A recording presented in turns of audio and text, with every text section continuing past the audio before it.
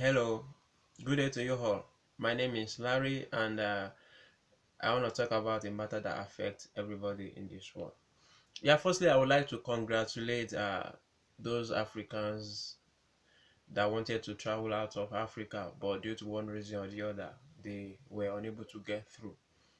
Honestly, is worthy of congratulation because how I wish they knew uh, uh, how lucky they were, because the thing is, Africans in diaspora don't really give the true reflection of what they go through in abroad. So they give very false impression to their families and friends back home.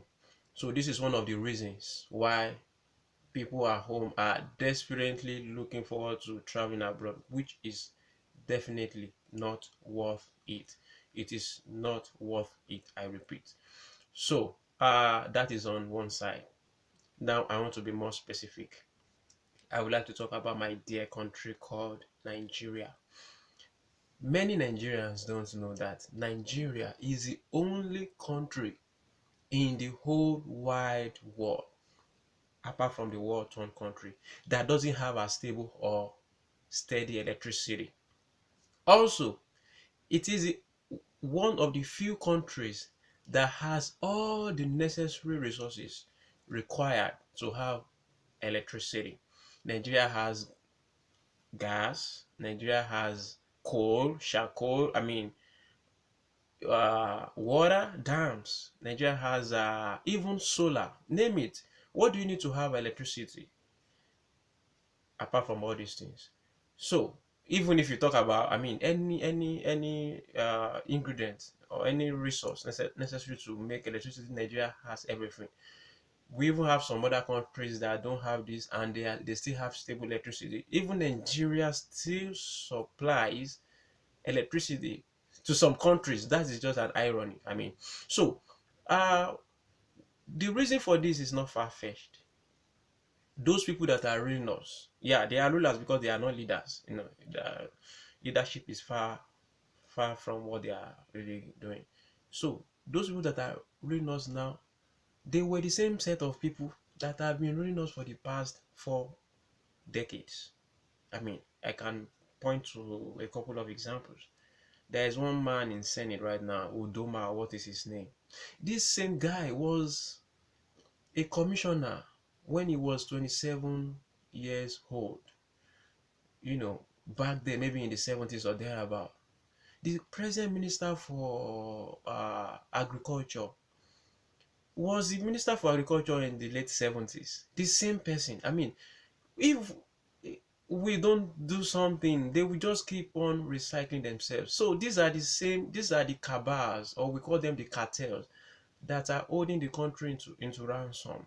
But the owners of this revolution lies with the youth. Yeah, the future of every country lies within the youth. We should not just start at akimbo and be expecting a miracle or a divine revolution, because I know people do talk about that a lot in Nigeria. The only thing that can change us is you develop. We should not just be saying this thing.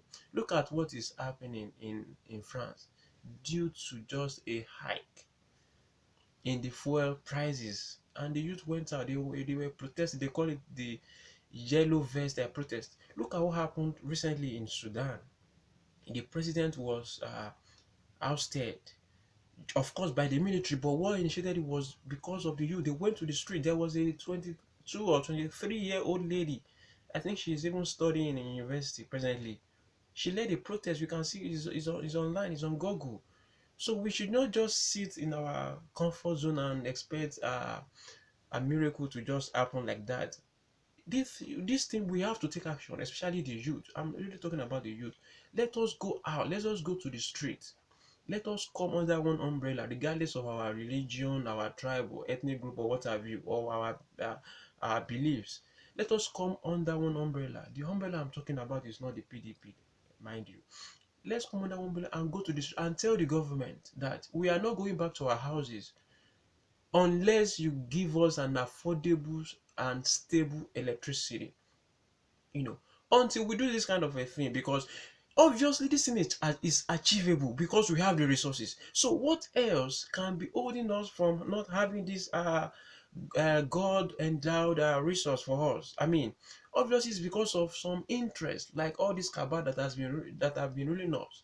You know, they keep on telling us stories, and they are doing generator businesses and all those things. So until we liberate ourselves from this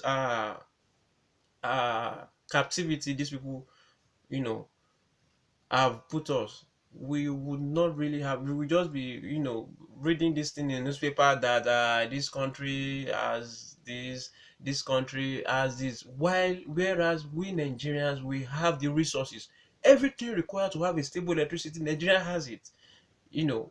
So that will be my talk for today. I wish we could hit to this. It's not a it is not is a it will be a non-violent protest. Police have been killing the innocent citizens. So what is now, what are we going to be scared of? I mean, you know, it will be a non-violent protest. Go to the street. Tell the government, I mean, you people elected them to that position, so tell them that we are going to the street, and we are not going back home until you give us an affordable and stable electricity. It is not an hunger strike.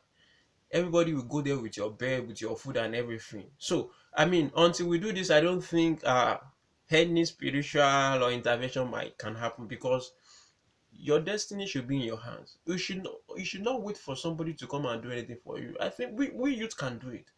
It's our responsibility. If we don't do it, these people will continue to recycle power until, it will be like that till eternity. So it's high time youth took it upon itself, as a point of duty. It's achievable. People have been doing it in other countries. Let us do this thing. It doesn't require any sacrifice. It's just a matter of just, like the industrial action. You down tool. Everybody is going on the street. BBC, CNN, everybody is going to carry this thing. You go on the street. I want to tell you, you cannot stay there for few days, and the right thing will be done. They know what to do. All right. Thank you very much.